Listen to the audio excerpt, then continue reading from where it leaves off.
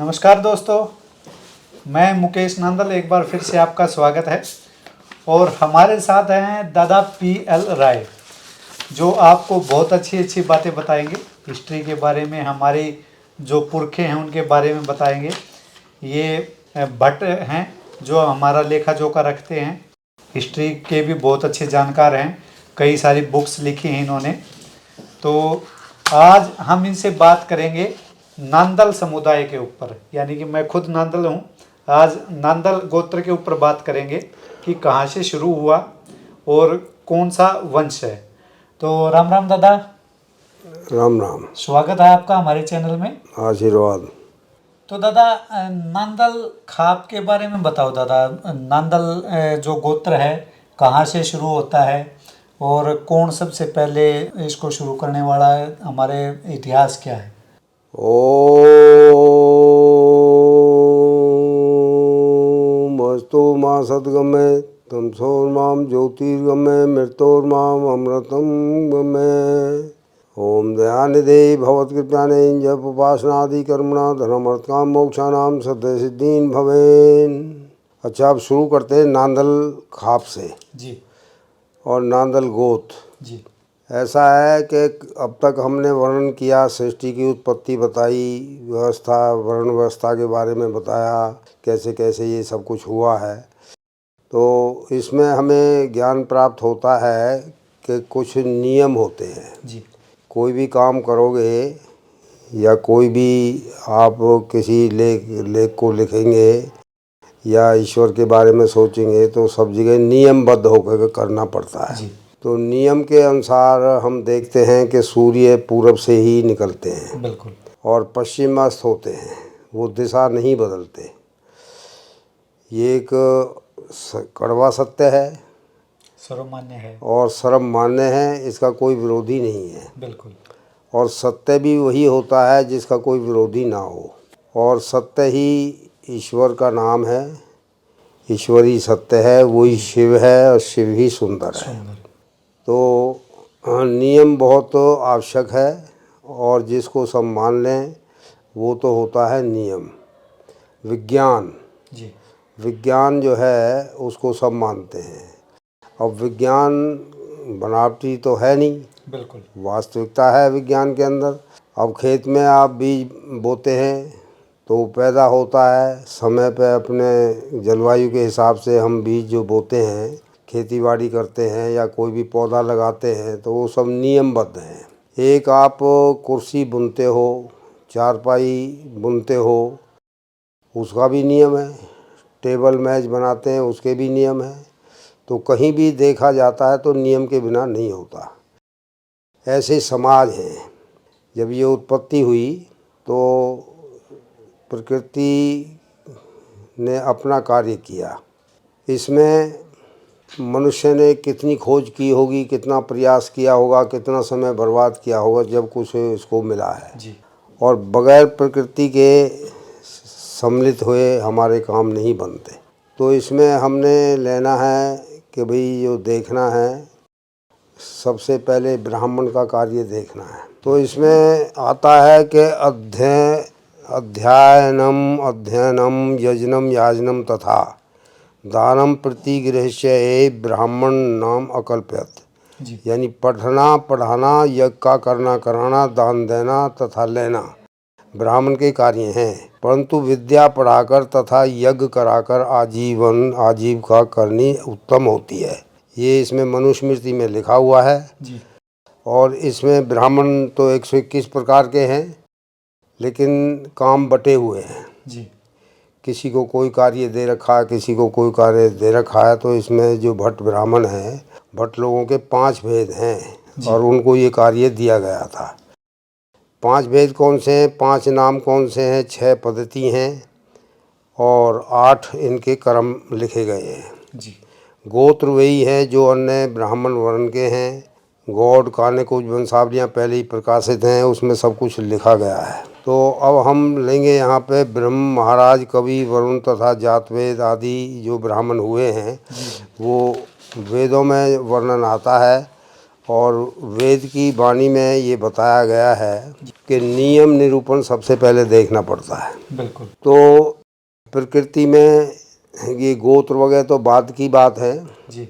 जब सृष्टि उत्पन्न होती है तो सबकी एक ही जाति बनाई। भिन्न भिन्न जातियों के हिसाब से जीवों को देखें तो हम देखते हैं गाय की कोई और नस्ल है, भैंस की कोई और है, ऊँट की कोई और है, इस तरह से। लेकिन वो सब ऊँट ही कहलाते हैं या गाय कहलाते हैं या भैंस कहलाते हैं। इसी तरह से मनुष्य की एक ही जाति थी, मनुष्य जाति या मानव जाति। हम एक ही जाति है।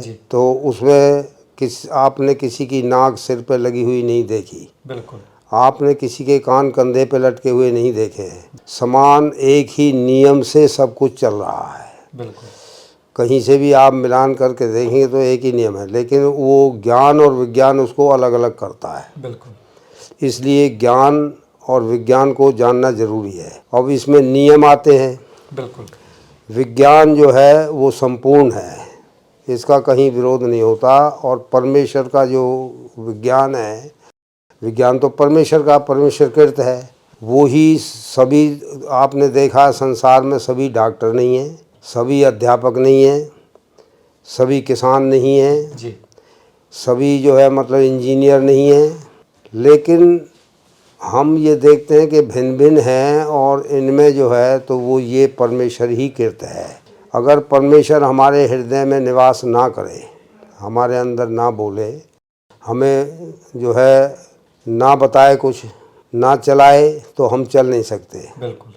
अब जैसे बहुत से मनुष्य बैठे हैं, एक मनुष्य ने प्रश्न कर दिया कि परमेश्वर क्या है जी।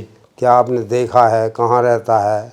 तो इस तरह मैंने स्वामी शिवानंद जी के जीवन चरित्र में पढ़ा था, तो वो इंग्लिश में था, तो वो उसमें 6 शास्त्रों 4 वेदों का वर्णन तो आया ही था, लेकिन शास्त्र तो 24 होते हैं। बिल्कुल। तो उसमें एक इतिहास जो है ये भी एक शास्त्र है। इतिहास से हमें ज्ञान प्राप्त होता है कि हमारे बुजुर्ग क्या थे, वो कैसा जीवन व्यतीत करते थे, क्या काम उन्होंने किए, कौन से अच्छे भले बुरे कामों को नज़र से देखें तो उसमें भी हमें दिखाई देता है कि उनमें भी कुछ कमियां थीं। उनमें जो कमियां थीं उनको हमें दूर कर लेना चाहिए, जो उनके अच्छे कार्य हैं उनको अनुकरण करना चाहिए, तो तभी हम आगे बढ़ सकेंगे। तो इसलिए इतिहास का होना बहुत ज़रूरी है। बिल्कुल। और परमेश्वर कृत जो विज्ञान है वो सबको मान्य है। एक खेत एक है, आपने तरह तरह के वृक्ष बो दिए हैं, उसमें सब हो जाते हैं। जैसे नीम बोया, आम बोया, जामुन बोया, या और कीकर वगैरह झाड़ झंकार भी थे।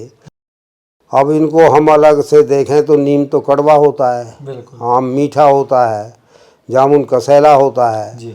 वो इसको हम नहीं बना सकते, कोई नहीं बना सकता सिवाय परमेश्वर के। इसलिए जो है विज्ञान संपूर्ण है और परमेश्वर कृत है, और जो कुछ हमें मिला है बिना परमात्मा के नहीं मिलता है। इसलिए परमेश्वर सर्वत्र है, सर्वव्यापक है, अंतर्यामी रूप से सबका संचालन करता परमेश्वर है। तो अब आगे हम मनुष्य पर। मनुष्य एक समाज है। अब इसमें हम देखते हैं कि भाई जो है मतलब ये इसके भी नियम हैं। इसमें वेद में लिखा है कि ये अलग अलग इनके वर्ण भी हैं। मनुस्मृति भी इसका वर्णन करती है कि ब्राह्मण, क्षत्रिय, वैश्य, शूद्र ऐसे ये वर्ण बनाए गए थे, उनके कार्य बांट दिए गए थे। तो कार्य जो बांटे तो वो नियम के अनुसार ही बांटे।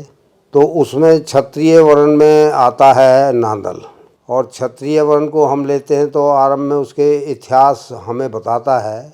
इतिहास क्या है, इतिहास की डेफिनेशन क्या है, इतिहास की जो है परिभाषा क्या है, ये बातें पूछी गई थी किससे, लॉर्ड मैकाले से। अब 2 बातें हमारे सामने आई। नंबर 1 के नियमबद्ध कैसे होना चाहिए, बिल्कुल। ब्राह्मण का क्या कार्य है, और समाज की रक्षा कैसे होनी चाहिए, कौन कर सकता है, तो यहाँ क्षत्रिय का दिखाया है। तो उसमें हमने बताया कि Swami Shivanand ji went to England, he was sitting on the mat and was eating groundnuts. All those persons were collected there. They started their question turn by turn. What is God? Where does he live? What does he eat? Where does he sleep? There were so many questions put up before Swami Shivanand ji, but he was silent. At last, in the long run, He replied in single sentence in their own language, "Go and purify yourself first, then come to me, I shall reply your questions." After having been purified, there is no necessity to put up any kind of question.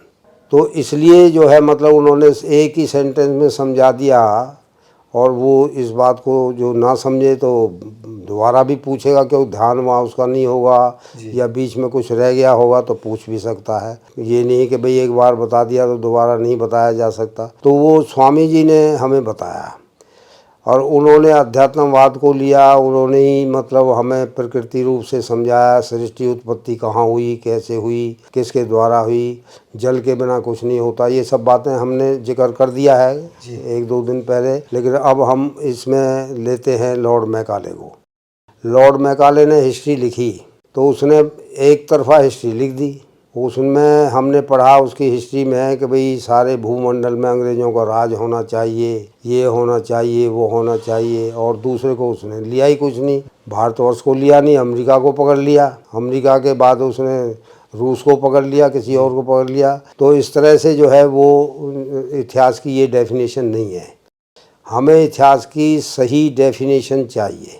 तो मैं आपको बता रहा था, Lord Macaulay ने जो history लिखी है वो मान्य नहीं है। लेकिन जब उसको कॉन्फ्रेंस में बिठा करके पूछा गया कि भाई हिस्ट्री की परिभाषा बताइए, तो उसको कहना पड़ा कि history is the light of truth and teacher of. इतिहास ही सत्यता का प्रकाशक है, जीवन का शिक्षक है। तो वहाँ से अब हम इतिहास शास्त्र को लेते हैं। इतिहास हमें बताता है कि आरंभ में क्षत्रियों के दो ही वंश थे, इक्ष्वाकु अर्थात सूर्यवंश, ऐलव अर्थात चंद्रवंश। उनमें से ही 4 वंश और लगा करके 6 वंश किए गए। उसके 36 राजकुल बना दिए गए नियम के मुताबिक। वो भारतवर्ष से अमेरिका तक ही मतलब उनको फैला दिया गया, और फिर उनके गोत्र वगैरह की पद्धति बताई गई। वंश, कुल शाखा, उत्पत्ति, गद्दी, निकास और पूजा पाठ, ये सब उसमें आ जाते हैं। तो दादा इसमें जो अपने वंश 4 और थे वो कौन से बने बाद में?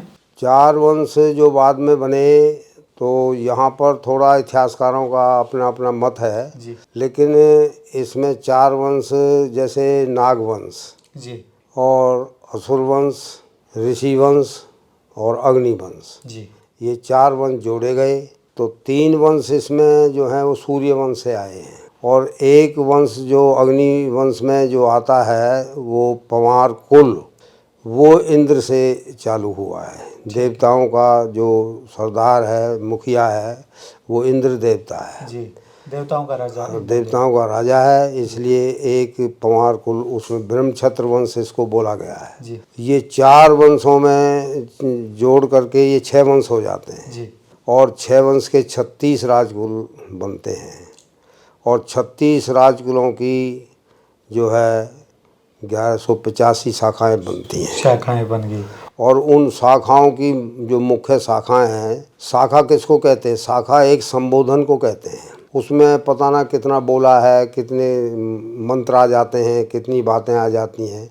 ऐसे कुल मिला करके जो है क्षत्रियों के 5200 गोत्र हैं जी।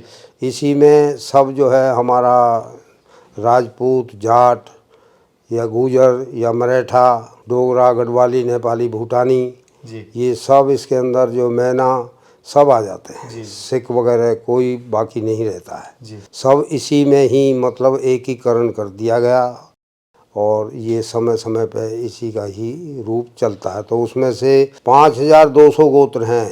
अब हम सूर्यवंश को छोड़ेंगे क्योंकि आपने प्रश्न किया है नांदल के, तो हम चंद्रवंश को लेंगे क्योंकि नांदल चंद्रवंशी हैं। अब चंद्रवंशी जो है उसकी शाखाएं चंद्रवंश की कौन कौन सी हैं, तो वो देखना, तो हमने लेना नांदल को।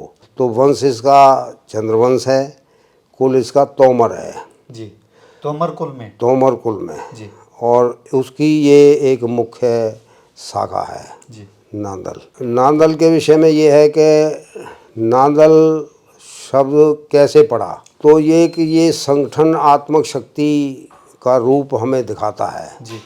9 दल, यानी कि सेना के 9 दल थे जी इनके राज्य में जी जी। उस नौदल को नांदल बोला गया जी। और उस नांदल को प्रदेश अलग होने से उत्तर प्रदेश में हम जाएंगे तो वहाँ नादर बोलते हैं। अच्छा। वहाँ ले की जगह रे बोलते हैं, वो नादर कहते थे। जी जी जी। जैसे घोड़ा है, घोड़ा को क्या बोलेंगे, वो घोड़ा। घोड़ा। ओके। और सड़क को क्या बोलेंगे, सड़क। सड़क। तो ये जो मतलब है, ने को रे, के को ने, इस तरह से जो बोला जाता है, ये प्रादेशिक भाषाओं के हिसाब से बोला गया। बिहार में भी ऐसे और बोलते हैं बिहार में दादा? भी ऐसे ही बोलते हैं। तो ये राज्य जो जितने राज्य हैं, 29 राज्य तो मुख्य हैं ही हैं भारतवर्ष में, तो उनमें भाषा भी अलग अलग है। बिल्कुल बिल्कुल। और 30-32 भाषा के बाद भी सैकड़ों भाषाएं आज देखने को मिलती हैं। जी तो उनमें हम उन शब्दों को देते हैं। अब जैसे संस्कृत है, जी जी। संस्कृत में वो कहता है त्वयं कुत्र गच्छसि, तुम कहाँ जाते हो, हिंदी में आ जाता है। बिल्कुल बिल्कुल। अगर हम हरियाणा प्रदेश में रोहतक क्षेत्र में पहुंचेंगे तो वो कहेंगे कड़े जास है, कित जागा।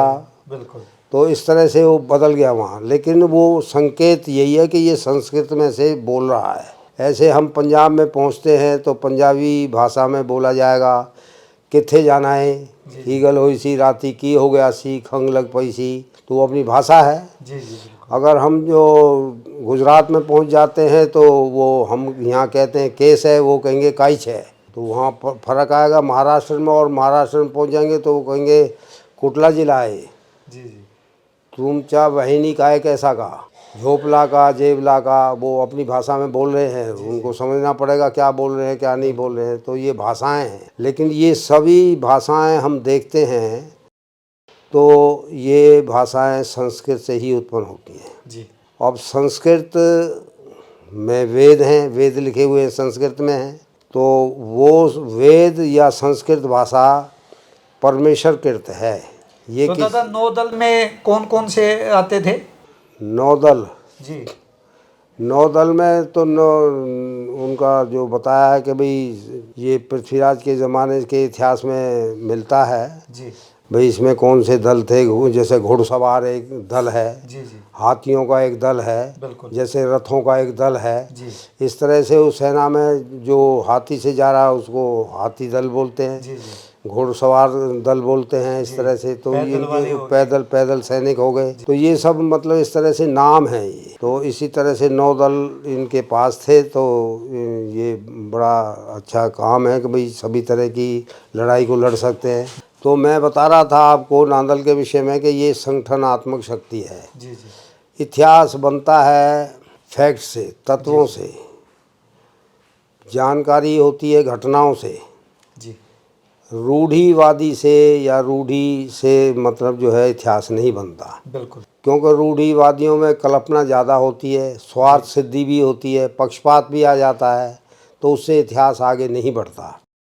फैक्ट जो है, जो वास्तव में है, जो घटना हुई है, उससे इतिहास बनता है। जैसे हमारे वकील साहब थे, स्वर्गीय बोलना पड़ेगा, जी जी। वकील साहब रण सिंह एडवोकेट। तो वो अठगामे के प्रधान थे। जी रोहतक में मंच पर चढ़ रहे थे, उनके साथ में डॉक्टर सुरेश जी थे और भी थे। जी तो किसी ने, दर्शक बहुत आते हैं, बिल्कुल। सब जगह पे इकट्ठे हो जाते हैं। तो किसी ने कह दिया कि ये एक पीठिया गांव है इसका, ये अठगामे का प्रधान बना दिया। जी। उन्होंने वो बात सुन ली। हाँ हाँ। तो उन्होंने कोई ऐसा जवाब नहीं दिया, कोई लड़ाई झगड़े वाली बात नहीं करी। जी जी। और वो मंच पे तो पहुंच गए। हाँ हाँ। उन्होंने बैठे बैठे रेजिग्नेशन लिख दिया, इस्तीफ़ा लिख दिया। और लिख करके वो अध्यक्ष को पकड़ा दिया। वहाँ जो छोटा अध्यक्ष था, जी। ले भाई ये मेरा इस्तीफ़ा स्वीकार करो। हाँ हाँ। अब उनसे पूछा जी इस्तीफ़ा क्यों दे रहे हैं? बोला तुम जो कह रहे हो कि एक पीठिया गांव में इसको अध्यक्ष बना दिया, हाँ हाँ। हम एक पीठिया नहीं है, हमारे बहुत गांव हैं। जी जी। तो बात यहाँ आई थी, ये संगठनात्मक शक्ति जो है उभर के आई। उसके हृदय में से शब्द निकले, वकील साहब के हृदय में से, चौधरी रण सिंह एडवोकेट के। तो दादा ये अठगामे की पंचायत वहीं बोर में ही हो रही थी? ये रोहतक हो रही थी। रोहतक। तो वहाँ पर जो है उन्होंने इस्तीफ़ा दे दिया और फिर जो है उन्होंने उसी वक्त सबको इकट्ठा किया, क्योंकि बहुत गांव कोई छोटा मोटा खेड़ा तो है नहीं। जी जी। ये तो तपा है, हेडक्वार्टर है बिल्कुल। नांदल का। जी तो 2 गाड़ियां उसी वक्त तैयार की गई, एक सफ़ीदों को क्षेत्र को भेज दी गई, दूसरी जो है बुलंदशहर अलीगढ़ की तरफ को भेज दी गई। जी जी। जहाँ जहाँ नादल थे वो लिस्ट उनके पास थी, वो उन्होंने पहले ही अपने पूछ लिया था ब्राह्मण से, जी जो उनका पुरोहित थे, जो भट्ट थे। जी तो भट्ट में जो जैसे स्वर्गीय ओम प्रकाश जी थे, राय जी, जी एक मेरा नाम आया वहाँ।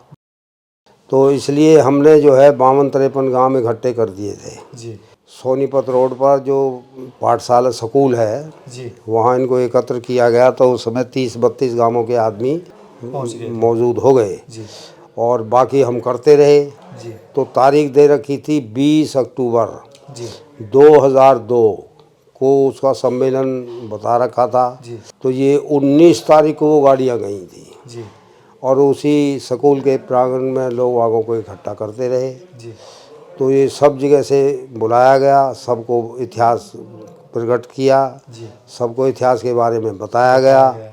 तो ये संगठनात्मक शक्ति उभर के सामने आई। तो आज ज़रूरत पड़ी हमें नादल वंश का इतिहास जानने की।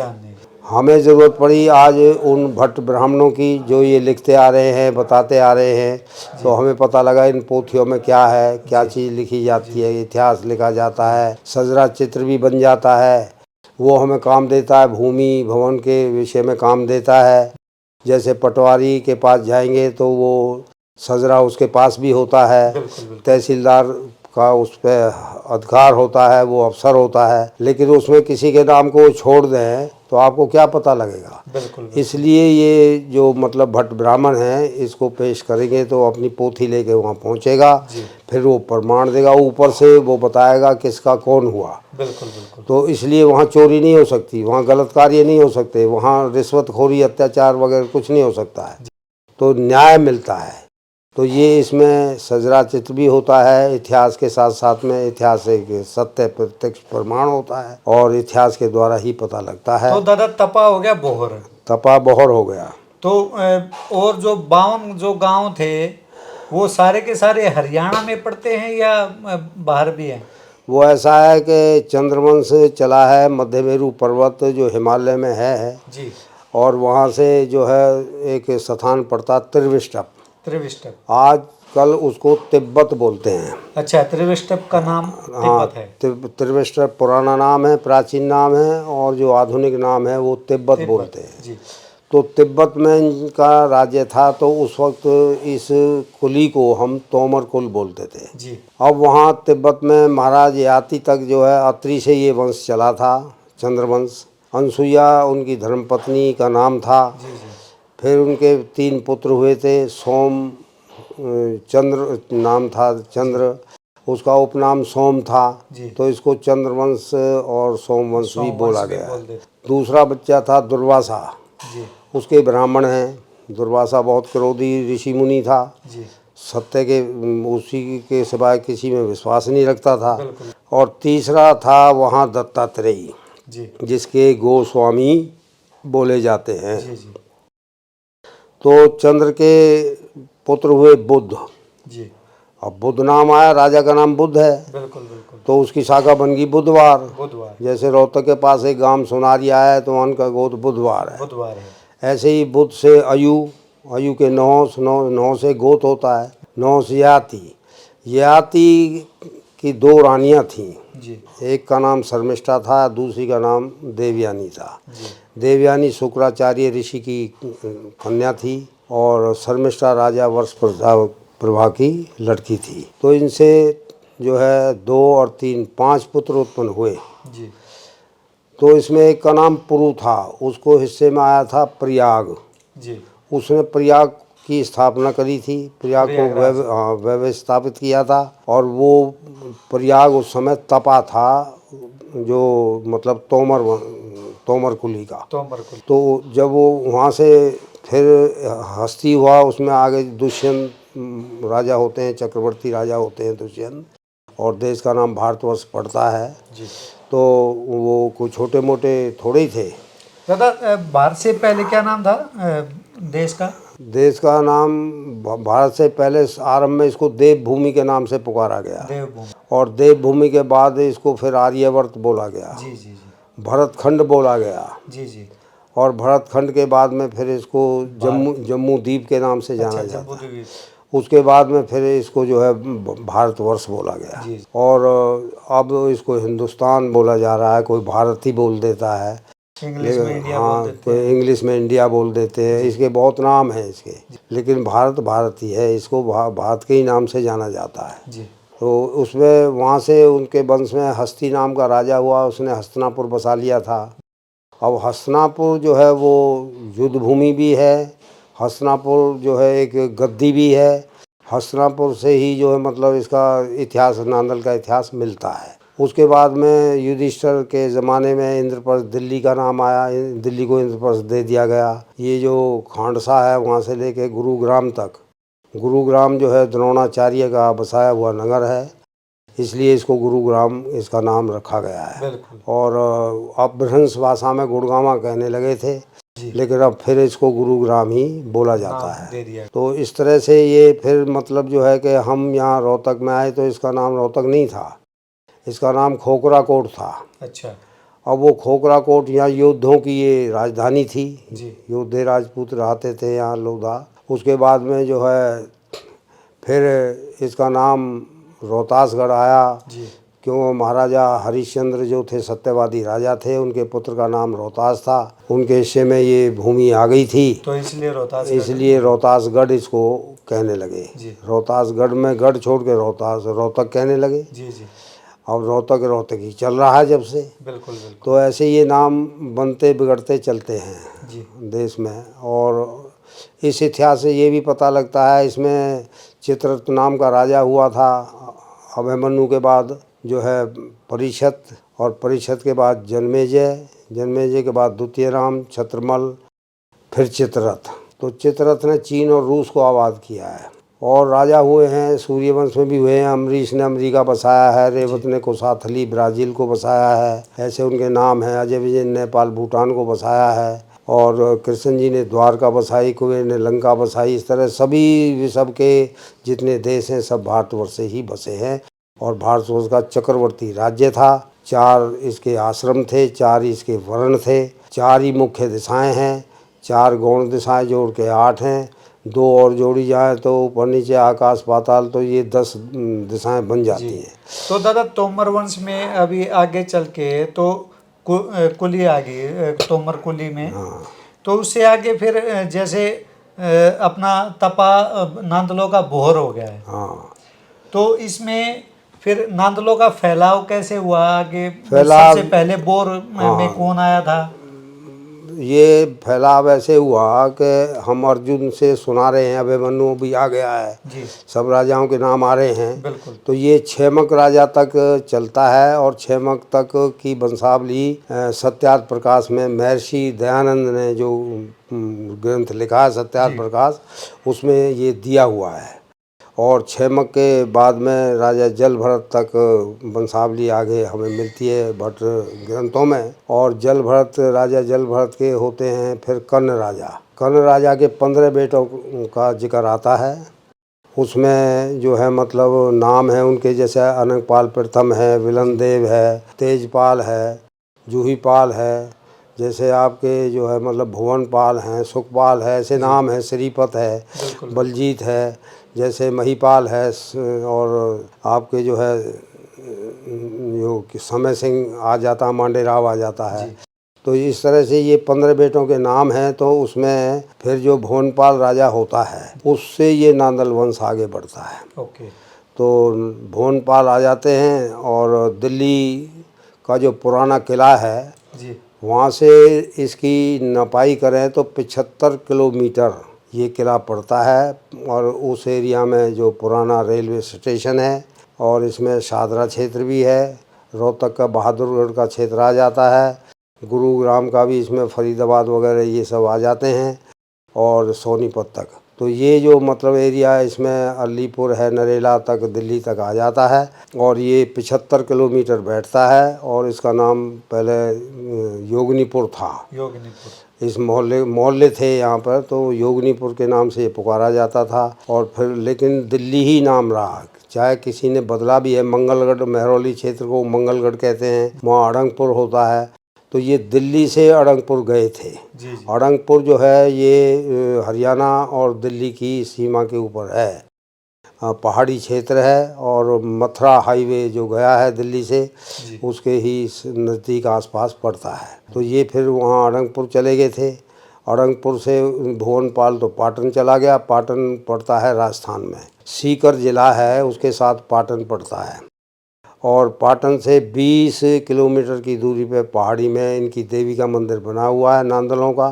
देवी योगेश्वरी का मंदिर है और 280 सीढ़ियाँ हैं। जब चढ़ेंगे, जब गिन लेना, बेशक उतरोगे जब गिन लेना, तो 280 सीढ़ियों इतनी ऊंचाई पर वो मंदिर है। और वहाँ इनका देवी का मंदिर, ये छोटा मंदिर है और बड़ा मंदिर प्रयागराज में है। और यहाँ से फिर ये गद्दी, पाटन गद्दी मिल गई। पाटन के बाद में जो है आगे उधर मराठाओं ने हमला कर दिया था और महाराष्ट्र से मराठा चलता है, आपके भिंड मुरैना से चलता है, तो इधर को जो धौलपुर राजस्थान को पार करके फिर आगरा में, ये उत्तर प्रदेश में इस तरह आ जाते हैं। तो इधर से उसको रोकने के लिए जो है पाटन से भुवनपाल के वंशज जो थे, वो आगौर बागौर ऐसे उनके नाम हैं, कई पीढ़ियाँ हैं। तो वो पासे ऐसे तेजपाल जिन क्या क्या नाम है उनके, तो उन्होंने रोका उसको, युद्ध को आगे बढ़ने से।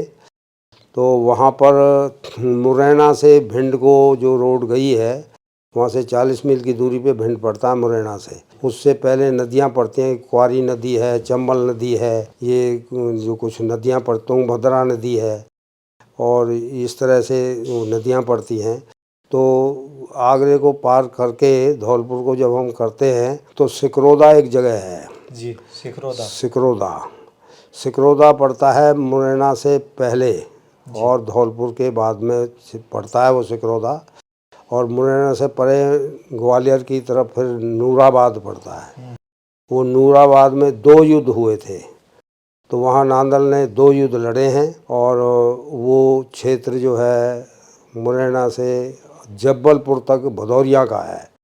भदौरिया चौहानों की एक कुल शाखा है और आगरे का इसका निकास है। आगरे में वहाँ तहसील है, ज़िला आगरा है और वहाँ पर भादू राणा ने भदौरा बसाया था।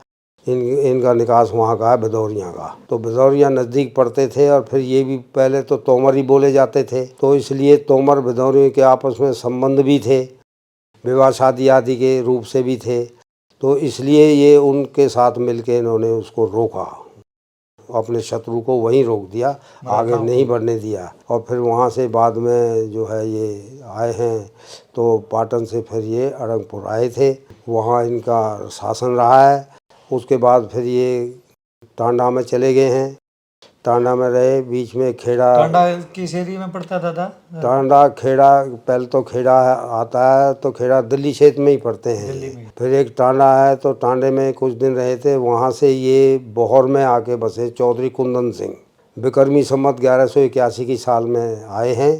तो सबसे पहले दादा कुंदन सिंह आए थे। हाँ, दादा कुंदन सिंह आए थे। उससे पहले जो है, जो हरगोविंद हैं, जैसे तुम्हारे डाहर सिंह हैं, नाम है उनके, तो वो वहाँ से चले गए थे। और टांडे के बाद जो है उनका ये नहीं पता वो किधर को गए थे, लेकिन बाद में पता लगा तो डाहर सिंह ने डहर गांव बसाया। अच्छा। जिला पानीपत में, हरियाणा में पड़ता है। सफ़ीदों, इसीलिए तो वहाँ सफ़ीदों के लिए गाड़ी भेजी थी। अच्छा।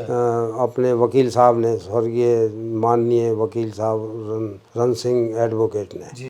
तो वहाँ बहुत गांव हैं सफ़ीदों तक, नांदल के। उनके नाम मैंने गिनवाए हैं, कल परसों गिनवाए थे। तो वो नाम तो दोबारा गिनवाने पड़ेंगे। हाँ, दोबारा गिनवा देंगे, इसमें लिख रहा है। तो मतलब जो है, कहने का मतलब ये है कि यहाँ तक हम बहौर में आ गए तो यहाँ कुछ जातियाँ निवास करती थी, जैसे गुजर जाति है, ऐसे जहाँ पे बहौर है पहले, वहाँ पे गुजर थे। हाँ, गुजर थे यहाँ पर, और जातियाँ थी, दीगर कौमें भी थी, ब्राह्मण भी थे। तो फिर जो है इन्होंने वो गुजर तो यहाँ से निकल गए थे और अपना शासन कुंदन सिंह, चौधरी कुंदन सिंह ने जो है यहाँ कर लिया था। और चौधरी कुंदन सिंह जो है अनंगपाल द्वितीय के समकालीन था। तो तोमर कुली में अनंगपाल द्वितीय जो है उसका समकालीन है चौधरी कुंदन सिंह। तो जो है मतलब और उसका समय काल भी है। पृथ्वीराज गद्दी पे रख लिया था फिर अनंगपाल ने, तो उससे कोई संबंध नहीं है। उस अनंगपाल से हमारा इसका कुंदन सिंह का कोई संबंध नहीं है भुवनपाल का। भुवनपाल और विलन का संबंध है। विलन की 20वीं पीढ़ी में अनंगपाल द्वितीय होता है, इससे ये अनंगपाल द्वितीय था। और महरौली की लाट खड़ी है, उसका भी इतिहास इसमें आ जाता है। मंगलगढ़, पहले वह क्षेत्र को मंगलगढ़ बोलते थे, लेकिन इंद्रप्रस्थ के नाम से ही जाना जाता था।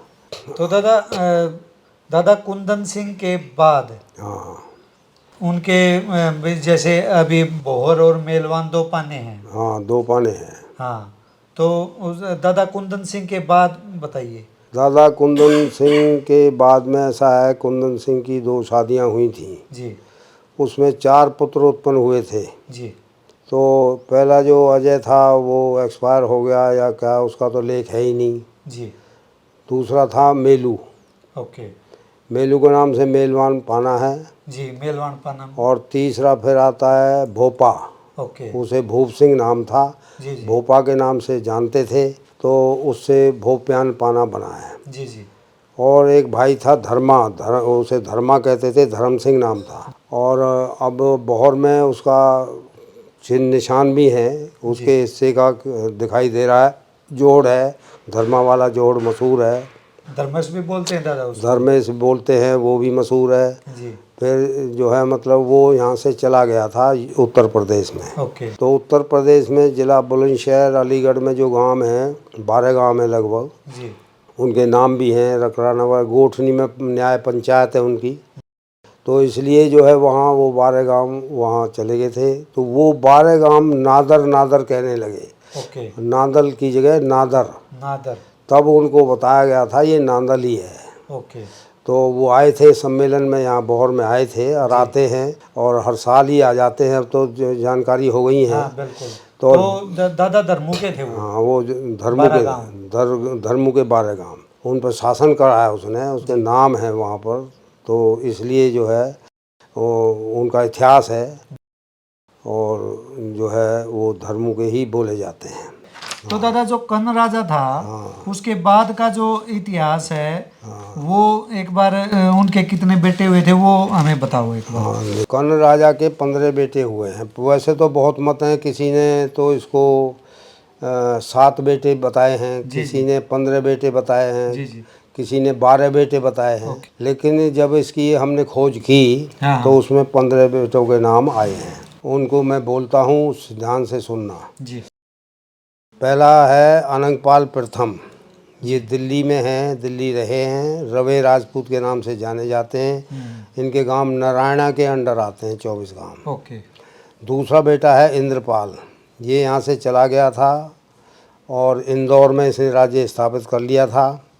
वहाँ इनको पौरुषवाल, तमनिया आदि शाखाएं इन नामों से पुकारा जाता है। जी। तेजपाल तीसरा लड़का था। तेजपाल ने तेजारा बसाया राजस्थान में। तेवतिया जाट इसकी कुली अलग बन गई है। अच्छा। वहाँ से ये भटौना आया था, सिकंदराबाद यूपी बुलंदशहर में। हाँ। भटौना में इसने अपनी रियासत कर ली थी। और वहाँ से फिर इनके बुज़ुर्ग जो है जो क्या नाम है, यहाँ हरियाणा में गांव पड़ता है सिही सूरदास का गांव बोला जाता है, भगत सूरदास का। और सिही में आगे थे चरण सिंह आया था। चरण सिंह के बेटा था इसमें बल्लू सिंह। तो बल्लू सिंह का पिता चरण सिंह, तो ये टैक्स भरने के बहाने इसको गिरफ्तार कर लिया था चरण सिंह को। बल्लू सिंह गया छुड़ाने के लिए और अगले दिन की शाम को पेमेंट करने के लिए वचन दे आया था। पहले साधन होते नहीं थे। रेल मोटर थी नहीं, बिल्कुल घोड़ों पे चलते थे।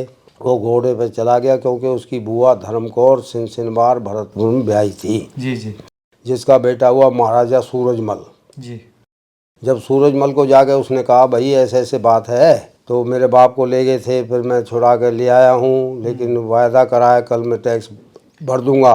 तो इसका किला डीग में खड़ा है, भरतपुर का जो किला है वो डीग में है बना हुआ, वहीं इनके महल बने हुए हैं, तालाब है, सब कुछ। वहाँ लाखा तोप अभी तक भी है, वो नीचे पड़ी हुई है। वो लाखा तोप में गोला भर दिया गया था और गोला दागने वाले को कह दिया इसको चालू कर, तो वहाँ से गोला जब चला है तो आकर के उसने लाल किले की दीवार को तोड़ दिया। दक्षिणी जो दीवार है लाल किले की वो टूटी हुई पड़ी है। तो दादा भरतपुर राजस्थान से गोला दाग के लाल किले की दीवार लाल किले की दीवार पे औरतों के गर्भवती औरतों के गर्भ गिर गए थे। अच्छा। और जो है मतलब वो दीवार टूटी तो उसमें ये क्षेत्र आता है दरियागंज, अच्छा। जामा मस्जिद जी जी। और चांदनी चौक, ये सारा क्षेत्र आ जाता है। उसके आसपास के राजपथ तक, जहाँ ये राजपथ है, अपना समाधि बनी है महात्मा गांधी जी की, जी जी, हे राम लिखा है उस पर, बिल्कुल। तो वहाँ तक ये सब क्षेत्र उसी में आ जाता है। वो गोला उस दीवार में लगा है, दक्षिणी दीवार है, टूटी हुई आज भी पड़ी है। उसको मरम्मत करने का लिखवा रखा है कि मरम्मत ना की जाए। और वहाँ से वो उसका एक किवाड़ भी उठा कर ले आया था लाल किले का, जी जी, महाराजा सूरजमल के आर्डर से। वो एक किवाड़ वहाँ चला गया, एक चित्तौड़ से आया, 2 किवाड़ चढ़े, एक चित्तौड़ का चढ़ा है, एक लाल किले का चढ़ा है, दोनों उस किले में लगे हुए हैं। तो उसके बाद में फिर ये जो है चौथा आता है महाराजा जसपाल। इसके जाटू राजपूत हैं। जाटू राजपूत तुमरों की एक कुली है जी। और इनका जाटू राजपूतों का जो है क्या नाम है इसमें, मंडौला, गढ़ी मंडौला जी। गढ़ी मंडौला में इनकी सत्तियाँ बनी हुई हैं और 344 गांव इनके हिसार, भिवानी, रोहतक, हरियाणा में पड़ते हैं। जी। तोमर ही लिखते हैं, वो जाटू तोमर लिखते हैं। ओके। और जूहीपाल के संतान जंघारा राजपूत लिखती है। अच्छा अच्छा। और महाराजा भोनपाल आते हैं ये 6ठे नंबर पे। ये पाटन राजस्थान लिखा है, पाटन राव तुमर रहे, शाखाएं पट्टनियाँ हैं, नैन है, नांदल है, ये सब लिखा है इसमें। जाट वंश शाखा लिखी है नांदल। तो राजा भुवनपाल से जी, ये इसकी संतान जो है भुवनपाल की संतान, ये पटनिया, नैन, नांदल, मुंडे जाट लिखते हैं। और 7वां है सुखपाल। सुखपाल खेड़ा पिलखवा इसका मशहूर है। खेड़ा पिलखवा गाजियाबाद से जो हापुड़ को रोड गई है उस पर पड़ता है और 84 गांव है उसके आसपास। मेरठ और गाजियाबाद बुलंदशहर के 84 गांव बोले जाते हैं। गोत वो अपना अत्रिश तोमर बोलते हैं। और श्रीपत के सहरावत जाट हैं। और 8वें नंबर पे श्रीपत। हाँ, 8वें नंबर पर श्रीपत है, ये इसके सहरावत जाट हैं।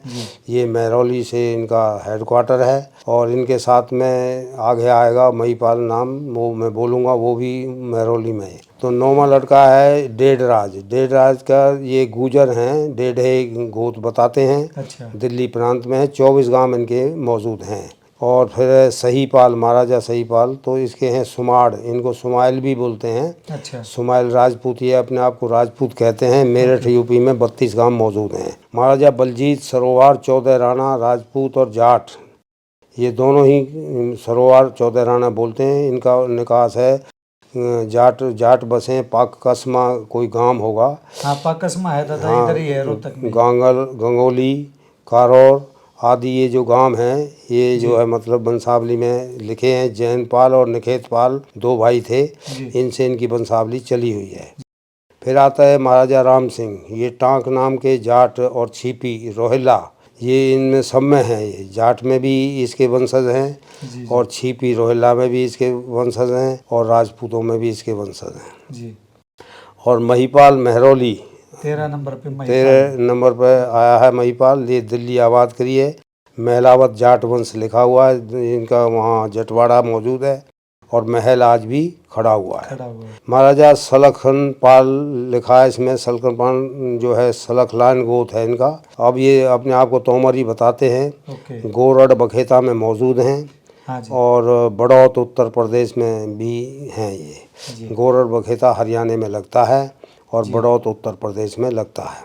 15वां बेटा है इनका मांडाराम। ये बसे मंडौला, जहाँ से सवैपुर दिल्ली समय सिंह तुमर अपने आप को लिखते हैं। और ये जाटुओं के साथ लगते हैं क्योंकि गोत ये व्याघर बताते हैं। और जो जाटू हैं वो भिवानी वाले, हिसार रोहतक वाले 344 गांव, वो भी व्याघर ही बोलते हैं जी। तो दादा जो 52 गांव हैं नांदड़ों के, उनके एक बार नाम बताओ। ये अखिल भारतीय नांदल खाप के जो गांवों की सूची है मैं बोलता हूँ, आप सुन लेना, नोट कर लेना।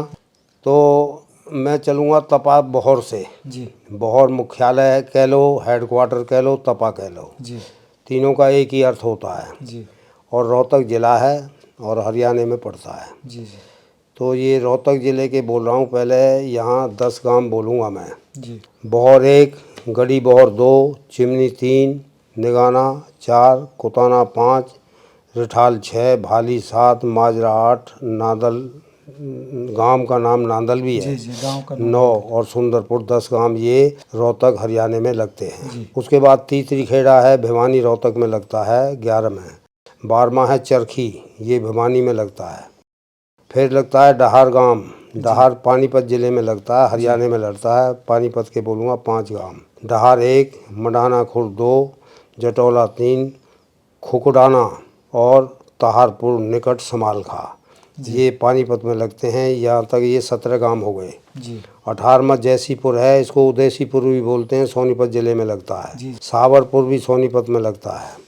मानस कैथल में लगता है, भूत माजरा कुरुक्षेत्र में और मेहराना झज्जर में लगता है। जी जटवाड़ा झज्जर और डेवड़ी झज्जर, यहाँ तक 24 गांव हो गए। जी धर्मपुर 25वां गांव है, ये बदायूं उत्तर प्रदेश में लगता है। ओके। और 26वां गांव है लटूरपुर, मुरादाबाद उत्तर प्रदेश में लगता है। धनसिंहपुरा मुरादाबाद में लगता है उत्तर प्रदेश में। नांगल बहौरे का आगरा में लगता है उत्तर प्रदेश। बहादुरपुर मुजफ्फरनगर में अच्छा, लगता है। ये नागल बोहरे का ये गांव का नाम है, गांव आगरा में? का नाम है ओके। नांगल बहौरे का। बहादुरपुर मुजफ्फरनगर और लाहौरा ये मेरठ में राष्ट्र में उत्तर प्रदेश में लगता है। जी तो ये आपके 30 गांव हो गए। जी अब आगे चलो।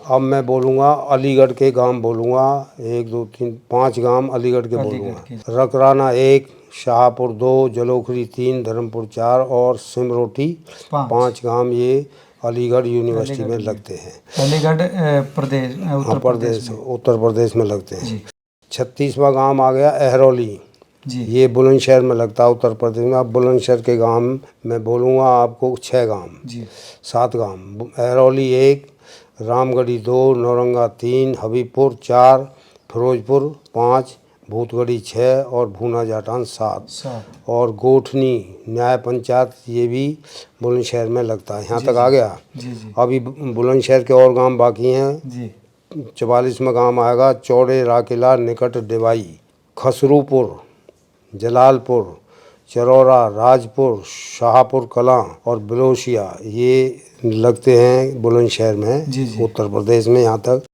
50 हो गए। जी। नंगला नांदल का 51, ये अच्छा, ये भी गांव का नाम है नंगला? हाँ नांदल नंगला है, नांदल के भरतपुर नाम उसके साथ नांदल लिखना पड़ेगा नंगला के साथ। जी जी। नंगला तो बहुत हैं, अच्छा, तो इसलिए इसके साथ नांदल लिखा है। ऐसे ही नंगला बहौरे का, जी जी जी ये नंगला के साथ कुछ ना कुछ लिखना पड़ता है। बिल्कुल, ताकि पहचान रहे कि ये फलां जगह हाँ फलान वाला जगह। नंगला है। तो ये भरतपुर में लगता है राजस्थान में। जी। और अजयगढ़ ग्वालियर मध्य प्रदेश, ये 52 गांव पूरे हो 52 जाते हैं। तो हम लोग हरियाणा से मध्य प्रदेश तक अलग अलग गांव में। हाँ अजयगढ़ में जो धुंधेरिया गोत के जाट रहते हैं, जी वो कहीं राजस्थान से दूसरी जगह से आकर के वहाँ बसे थे जी जी ग्वालियर अजयगढ़ में।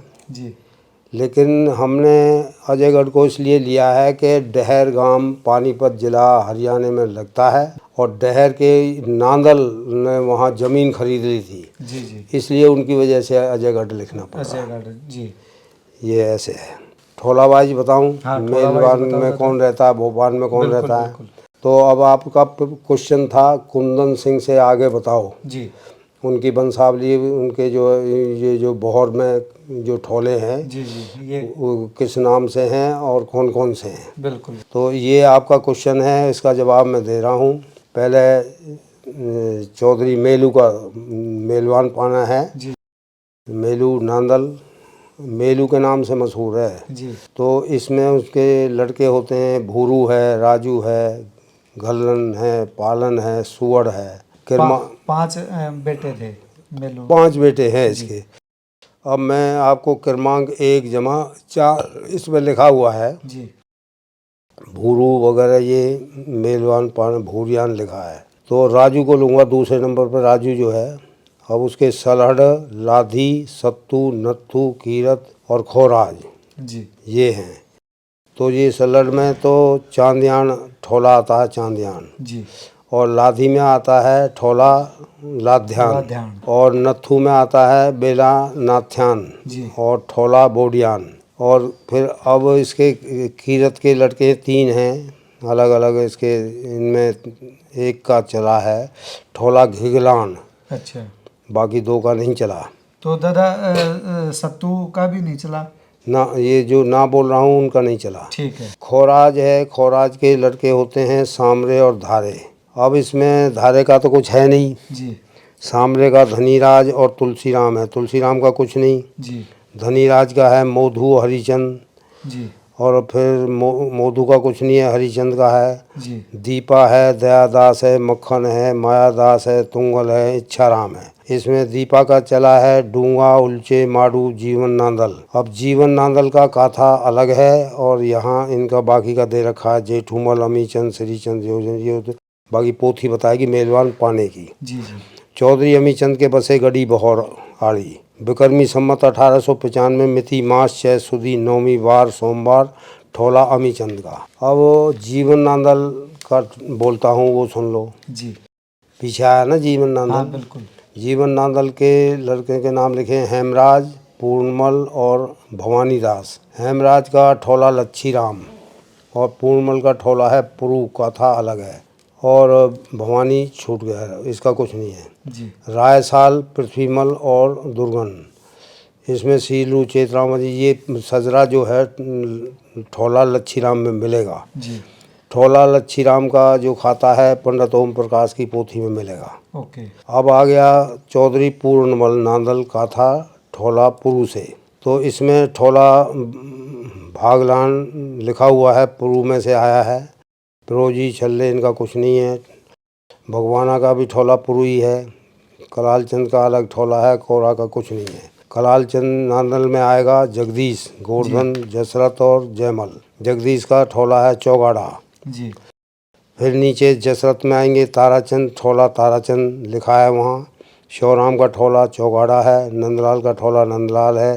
राज सिंह का ठोला चौगाड़ा है। जी ये ठोला ताराचंद का चौधरी बक्सीराम रहे चिमनी गांव। चौधरी बक्सीराम यहाँ से चले गए, वो चिमनी गांव में चले गए। जी जी। चिमनी भी हरियाणा में ही पड़ता है। हाँ जो रोहतक के पास में ही है। तो ये ओम प्रकाश के पोथी में मिलेगा, बाकी वहाँ से मिलेगा। अब आ गया भोपान पाना। जी भोपान पाने में है, ये चौधरी कुंदन सिंह का लड़का है। चौधरी कुंदन सिंह का भूप सिंह, इसको भोपा कहते हैं। जी दादा भोपा। हाँ, तपा बहौर गांव लिखा है जी बंसावली में। तो चौधरी भोपा या भूप सिंह नांदल जो है, उसका सजरा चित्र में आएगा पूरन। पूरन से बनता है पुन्ना ठोला। जी और शिवा का शिवा ठोला, जी। शिव ठोला। भिखारी का भिखारी ठोला। जी। और ये लिखा है खरतिया। खरतिया। खरत्यान है ये, जो मैं तुमको 2 दिन से कह रहा ना, खरत्यान दीवाना कर रहा जी जी बिल्कुल। ये खरत्यान ठोला है। जी। तो इसमें ये खरत्यान एक बार यहाँ से निकल गया था, फिर दोबारा आया है। अच्छा ऐसे बताया है। ठीक है। तो बहू का कुछ नहीं था ना, इसका कुछ नहीं। तो दोस्तों ये थे दादा पीएल राय, जिन्होंने नांदलों का संपूर्ण इतिहास हमें बताया है।